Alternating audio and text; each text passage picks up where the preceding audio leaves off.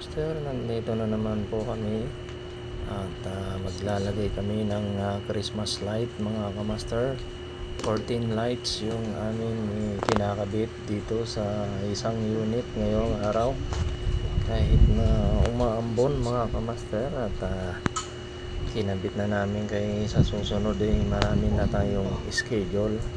Ayan, nakabit namin yung Christmas light na mga kamaster ni Alimar. Ayan, ayan mga kamaster, paikot lang yung harapan niya at saka dun sa side ang aming kakabitan ng Christmas light mga kamaster. At ayan yung aming naikabit na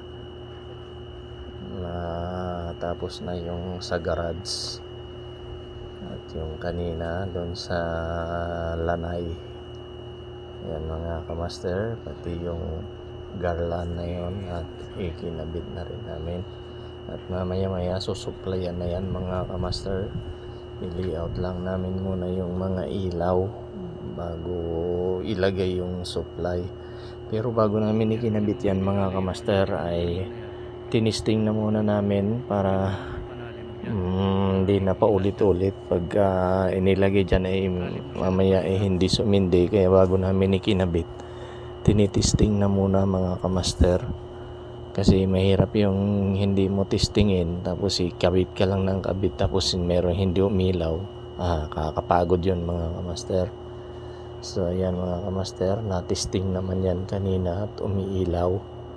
At mamaya ulit pag naikabit na namin lahat, susuplayan na yan mga kamaster ng power supply para sa final na mga kamaster. Okay, ano to natin mo yung yung mga nagbuhol, yung mga drop na ilaw dito. Huwag mo silang pagbuhol-buholin.